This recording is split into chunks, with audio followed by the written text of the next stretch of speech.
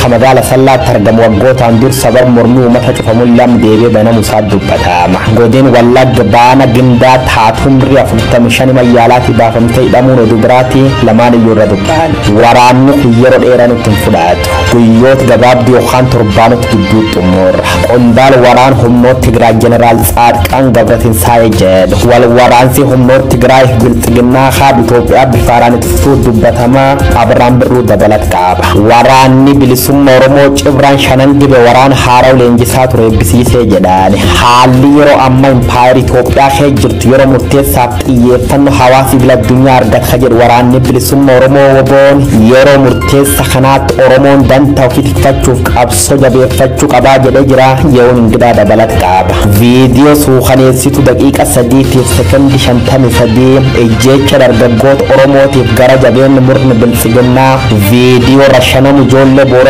agarsiiftuuf mufii miidiyaalee hawaasaa xiinxala bal'aa qopheessina jira onkololees 13 barri 2021 guyyaa roobii guutuun oduu qabnu kunooti.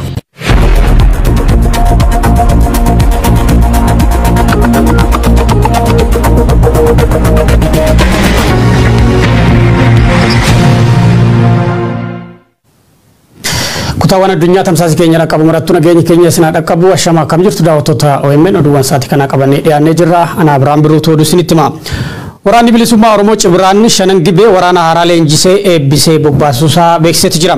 Sirna eebba jajjabee kana irratti waraanni bilisummaa Oromoo seenaa qabsoo hidhannoo waggoota 45 darban keessatti mul'atee beekneen boqonnaa murteessaatti cee jiraachuu ibsameeti jira. Haalli yeroo ammaa impaayera Itoophiyaa keessa jiru yeroo murteessaa xiyyeeffannoo hawaasaa addunyaa argateedha akka jedhu waraanni bilisummaa Oromoo yeroo murteessaa kanatti Oromoon dantaa isaa tikfachuuf qabsoo isaa jabeessuun dhimma filannoo hin qabne jedhee jira. Yuun ingidaa gabaasa bal'aa qabu. Birraa darbee bifa kamiitti maal keessa dabarree gaafa uummanni iyyaa akka diinaatti ilaalaa ture darbee har'ammoo bifa kanaan guyyaa gaafa walitti yaa'ee wal argee tokko ta'uu isaatii fi waraanni kun ijoollee keenya ilmaan keenya nama nuuf dhaabbate jettanii itti amantanii wajjin hirmaachuu keessaniif baga gammaddan baga gammanne isiniin jedha. Sirna eebba jajjabee waraana bilisummaa Oromoo Cibraa shanan gibeetti raawwatame irratti dubbii dubbatamerraa kan fudhatamedha. Ilaalcha hawaasni naannoo waggaa tokkoon dura sochii waraanichaa irratti qabaataa turee fi haala amma jiru kan mul'isu. Waraanni bilisummaa Oromoo kutaalee Oromiyaa garaa garaatti jajjabee humna haaraa leenjisee bobbaasuu itti fufeera. Guyyaa kaleessaa immoo Cibraan shanan gibee aanaalee godina Jimmaa keessa socho'us humna haaraa leenjisee bobbaasuutu dhagahame.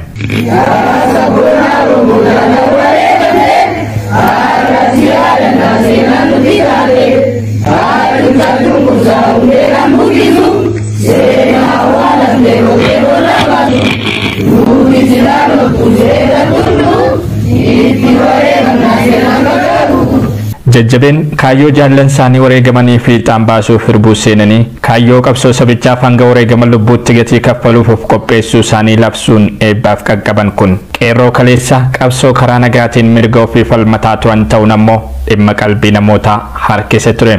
Qabsoo karaa nagaatiin wareegama qaalii kaffalanii sirna aangootti fidaniin deebi'anii diinoomfamuun hireen isaanii hidhaa fi ajjeechaa kan taate qeerroon bal'inaan gara qabsoo hidhannootti makamaa jiraachuutu himama.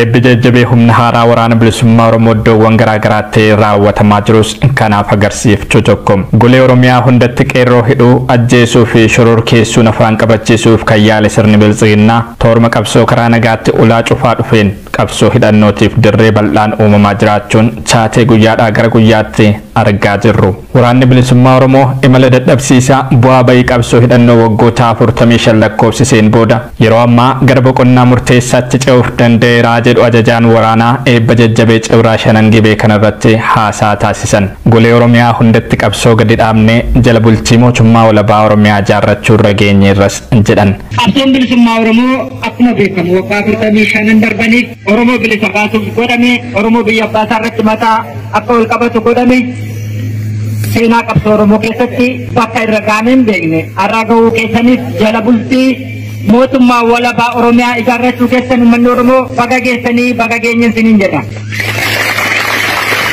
yeroo waggoota muraasumallee darba waggoota kurnan dura gammoojjii Oromiyaa keessatti illee ilmaan leenjifachuun diinatti ulfaatee gammoojjii biyya hambaa Eertiraa Keeniyaa keessatti waraana leenjisee biyya kan seensisu adda bilisummaa Oromoo har'a wareegama jaallan qaqqaaliin baasanii xurree dhiigaa lafeen isaan saaqaniin galma mootummaa garboonfataa jalatti magaala keessatti waraana leenjifnee eebbisuu danda'uun Oromootiif boqonnaa haaraadha. Baga gammadanii baga gammannisiin jira.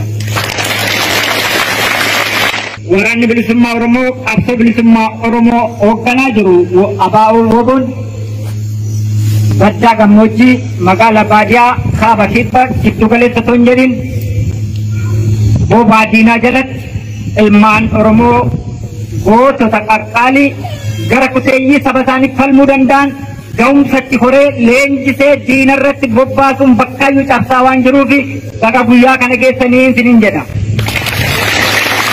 Haalli yeroo ammaa impaayirri Itoophiyaa keessa jirtu kan yeroo kamiin olittiyyu qalbii hawaasaa addunyaa harkiseera. Yeroo egeree uummata keenyaaf haalaan murteessaa ta'e kanatti dantaanii Oromoo akka hin sharafamneef qabsoo keenya jabeessuun dhimma filannoof dhiyeessinu mitiin dhaamsa waraana bilisummaa Oromooti. Haalli biyya kana keessa jirtu, haalli Itoophiyaan itti jirtu bakkattiyyuu waraana gurguddaatu deemaa jira. Ibiddaatiin namni gadi wal qabee maatiin mancaa, hawaasummaan mancaa, dinagdeen kufaa lubbuun namoota akkuma kitilaa darbaatii jira.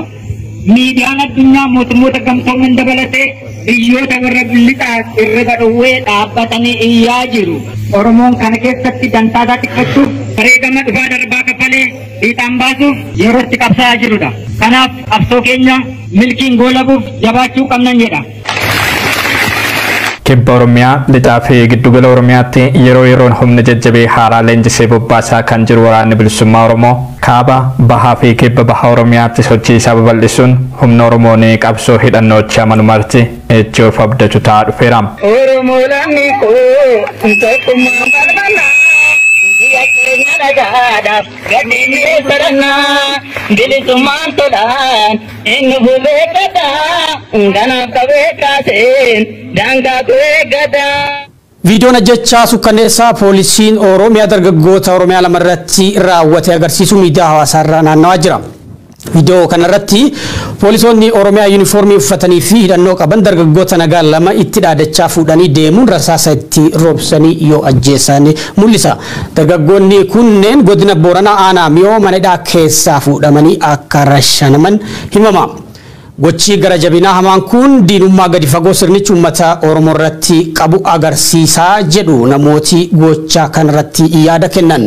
Ajjechaan sukkanneessaa godina Wallagga Lixaa aanaalee Sayyoo Noolee Ganjii fi Ayiraatti torbanoota darban keessa namoota 20 ol shanee waliin hidhata qabdu jedhamanii irrattis raawwatamuu odeeffannoon achirraa arganne ni jira.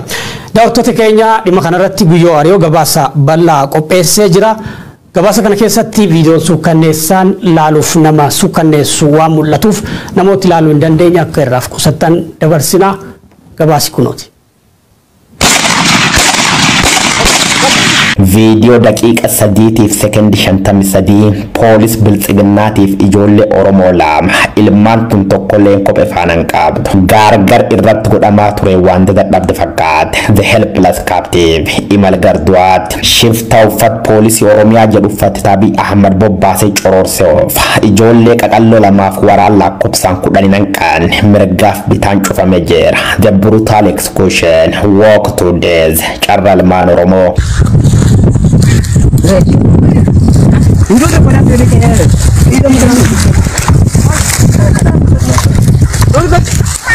Waggoottan sadeen murni biltsiginnaa kan obbidiyoo wayyaane duri fiilmii dhugnu daawwajeefte fiilmii dabaa fiilmii cubbuu gararroo gara jabeenya ilmaan namaa abbaa warra ajjeesanii maatii beekan dargaggoota kumaatamaan lakkaa'amanii keessa yaasuun fixanii bineensi nyaachisan qeerroo gannu 17 fuula uummata durarra shanuun viidiyoo waraaban tan cuuf badum kan ilaaluuf dirqamne maqaan immoo mootummaa Oromootii jedhe The Prosperity Gospel ekera badhaadhinnaa warri si deeggar nyaachis warri si mormimmoo nyaadhiin falaasan biltsiginnaa waan taat fakkaatti haal kanaan biyyattiin dhiigaan faalamte jirti dargaggoota abdii bor akkasirra saasi roobsuun fixaan dargaggoota wayyaane jala isaan baafte xummur jedha ajajqeen Nakati lama kirig mara shire konchar.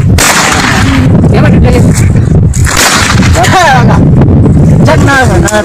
Carraa kardhaa kan kaameraa keessa kufu argachuu baatanillee gocha akkana kanaan Oromiyaa keessa waggoottan sadeen darbu kumaataman nyaatame warri duulaan beeka duulimmoo galaan beeka akkum jedhan ijoollee tammaatiin manidhaa tiqaafoba yookaan dabrimen barumsa afaan qubqabdi taati garuu sirni dabaaf cubbuu maqaa Oromoo himaatu afaan Oromoo dubbata akkasitti Oromoo fi jeesa dhiigdi baata bara faallataa Itoophiyaa biyya Ahmad Ali badhaafama noobili nageenya khabar kum lamaaf 19 hadhiigi qulqulloota akkasi lolaasu Kai kamar zaka Videoon namni ilaalchamiifu yakka duguug sanyii qofa osoo hin taane gara jabeenya mootummaa biyya Ahmad sirriitti agarsiifte garuu afaan Oromoo dubbachaa uffata poolisii Oromiyaa jedha keeyyachaa obboleeyyan ufi akkasii qaqqaluun gara jabeeni daanga dabarte taatee jirti bakkiti yakki duguug sanyii kunitti godham godin Boorana aana miyoo ta'uu dubbata aana kam garuu akka taate raga qulqulla godhutan bocutti hin argan garuu ijoolleen tun Booran ta'uu nam hin qaamnu sababi kiyyimmoo kunooti tokko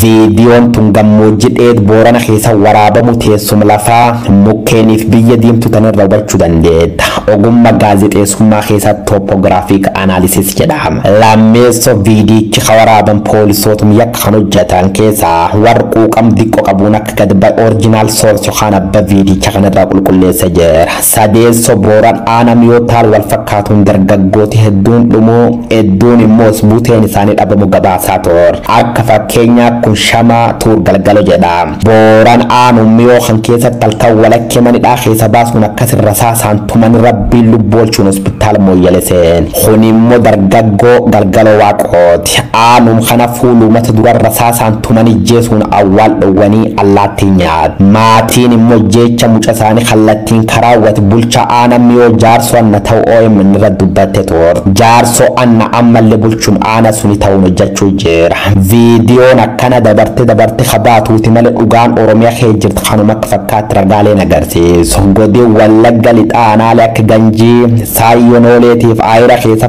torobbaan dabxan qofkeen namooti 20 maqaa shanii waliin hidhat qabdan jedhuun hidhattoota mootummaatiin haal suukaneessateen ijjeefamu ragaa qaamna godii Shawaa lixaana Gindabarat ganda bakkee fayyina keessa barata kuta jaayir ko gaaddisaa immoo jimaati darban ganam qabanii guyyatuma oolanii eegi ijookaan ilkeessa baasaniin boorra saasaan mataadhaan ijjeesanii jedhu viidiyoo yakkataan baata kanaan duub namoota hedduu rifaati hedduutti Oromummaa ofii jeebbe baay'ee dhukkubsaati fuulli miidiyaa hawaasaalleen tanuma walirra fuudhee afarsaa jiru.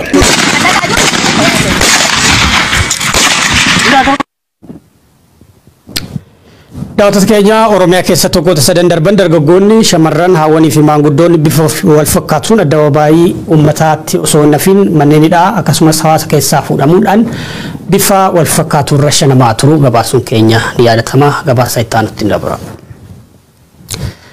Godina Wallagga Bahaa aanaa giddaatti harmeen umuriin isaanii 45 ol taate mana yaalaatti baafamuudhaan hidhamanii jiran waajjira poolisii keessatti dhukkubsachaa jiraachuu maatiin OMN itti himanii jiranii Siraaj Sabaaf gabaasa dabalataa qabu.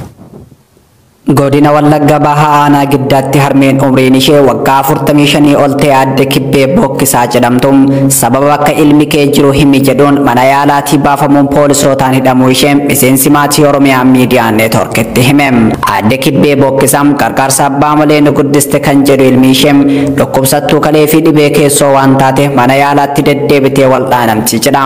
Onkoloolessa tokko bara 2014 akka lakkoofsa Itoophiyaatti beellama mana yaalaatti waan qabduuf mana baatee osoo gara maatii isheetti hin deebiin haftee jirti jechuun Oromiyaa miidiyaa neetworkitti hime. Poolisiin humna addaa balbala mana yaalaarraa ishee butuun gara waajjira poolisii aanaa giddaatti geessuu dhageenye kan jedhu miseensi maatii kun utuu isheen dhukkubsachaa jirtu seeraan ala dararaa irratti raawwachaa jiru jechuun dubbata. Poolisiin aanaa yeroo ishee qoratu ilmi kee miseensa waraana bilisummaa Oromooti waan ta'eef bakka inni jiru nuuf himi jechuun ishee gaafatu kan jedhu miseensi maatii OMN dubbise kun ilmi isaan qaban kan umrii waggaa 2018 darbe tokko yuunivarsiitiitti barnootarra jiraachuu hime. Ijoolleen gariin ammoo daa'imman mana jiraataniin barnoota sadarkaa duraa barachaa jiran ta'uu hima. Namni isaan miseensa waraana bilisummaa Oromooti jedhanii iyyaafatan kun maatiinuu hin beeku kan jedhu namni OMN dubbise kun ittuma yaadanii sababaa fi ragaa malee haadha koo dararaa jiru jechuun komata. Yeroo ammaa kanatti aadde Kibbee Bookkisaa waajjira poolisii aanaa giddaatti hidhamanii kan jiran yoo ta'u haalli fayyummaa isaanillee hedduu yaaddessaa ta'uu OMN odeeffateetii jira.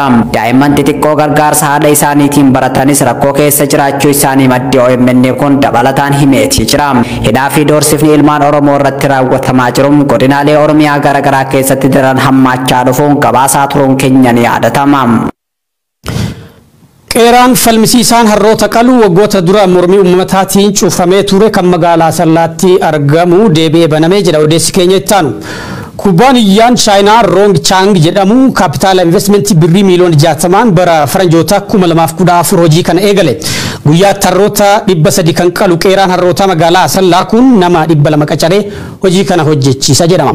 Ji'a darbe qofaaf foon harree doolaara 80,000 baasuu gara baha Eeshiyaatti ergee jira. Akka gabaasni Addis Fortune jedhutti kaampaaniin kun caasaa nageenyaa waliin mari'atee qeeraa kana irra deebiin banee jedhan. Bulchaan ganda Hilaalaa magaalaa Sallaa Qaasim Ibrahim. Uummanni garuu quba hin qabu. Qeeraan kun harroota wadala kan qalmaaf gaan birrii 2,200 bitee qala. Erga hojii kana eegale ji'a 5 kan jedhu gabaasni Addis Fortune kun yeroo kana keessatti harroota 6,000 qalee jedha. Garuu sababa rifrijireetariin yookiin qabbaneessituun hin turreef gara gabaa biyya alaa erguu kan eegale ji'a darbe. Rifrijireetara foon toonii 101 baatu akka alaa galu kan haala mijeesseef immoo Inistituutii Misooma Foonii fi Aannanii Itoophiyaati jedhame. Qeeraan Chaayinotaa Rong Chang kun foon harrootaa malee gogaa harrootaa gabaa Chaayinaaf dhiyeessuu hin eegalle. Warri Chaayinaa foon harree qofa osoo hin taane gogaa harreetis qoricha aadaa Elija'oo jedhamuuf barbaadu jedhama. Qeeraan qalmaa harrootaa jalqaba bara 2012 Bishooftuutti banamee bara 2017 hojii eegale. Mormii uummataatiinis cufame. Itoophiyaa keessa foon harree namni nyaatu hin jiru. Faallaa duudhaawwan uummataa fi amantaalee biyyattii waan ta'eef. Kana hordofuun waggaa 7 dura mormii uummataatiin magaalaa Bishooftuutti akkasumas magaalaa Sallaatti qeeraawwan harrootaa kan cufaman. Gaaffii uummataa waggootaaf uummanni aarsaa itti kaffale hunda gara dabarsuu fi aqanqaaluun kan beekamu sirni bilisiginnaa qeeraa harrootaa deebisee banuun tuffii uummataaf qabu agarsiisa. Rakkoo sharafa alaa jabduudhaan rakkataa akka jiru sirnichi waan safuu uummataa miidhu hundaa kan maallaqa fidu ni hojjetaa jedhu namooti siyaasaa. Itoophiyaan qabeenya harrootaatiin addunyaarraa tokkoffaa yoo taatu harrooti Itoophiyaa miiliyoona 8 caalu jedhama. Waraanni kun yeroo dheeraa nutti hin fudhatu guyyoota gabaabduu yookiin torbaanota gidduutti xumurraa jedhan qondaalli waraanaa humnoota Tigraay Jeneraal Tsaadqaan Gabratinsaay. Wal waraansi humnoota Tigraay fi bilisiginnaa kaaba Itoophiyaatti bifa haaraadhaan itti fufeetti jira. Gabaasii bal'aan itti aanee dhiyaata. Haleellaa waraanni bilisiginnaa eegale fashalsuudhaan yeroo gabaabduu keessatti ni mo'annaa jedhan ajajaa olaanaan waraana Tigraay Jeneraal Tsaadqaan Gabratinsaay.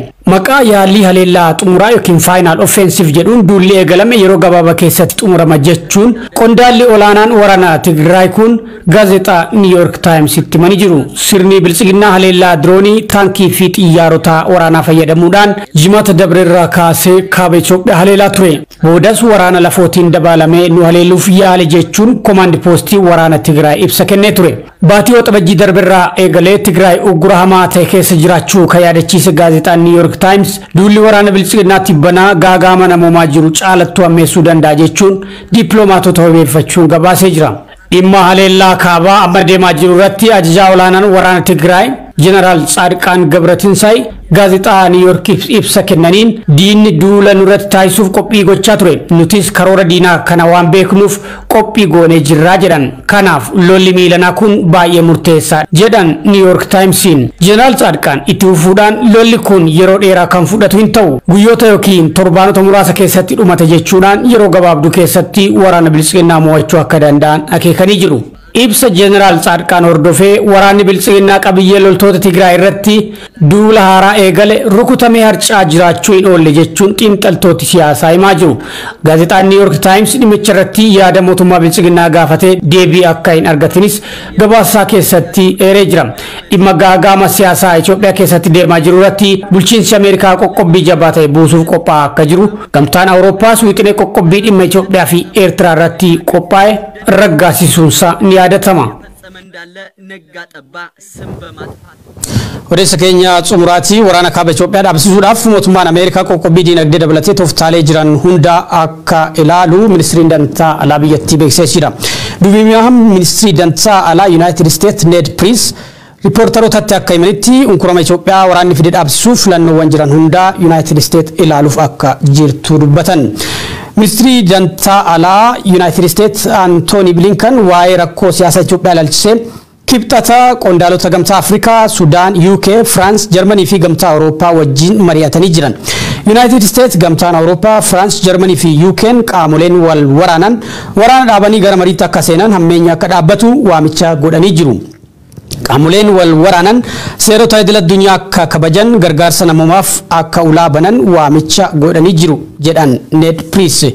Waraana kaaba Itoophiyaa kan waggaa guutuuf jiru namoonni miliyoona 2 yoo buqqaan 100,000 kan lakkaa'aman beelaaf saaxilamanii jiru.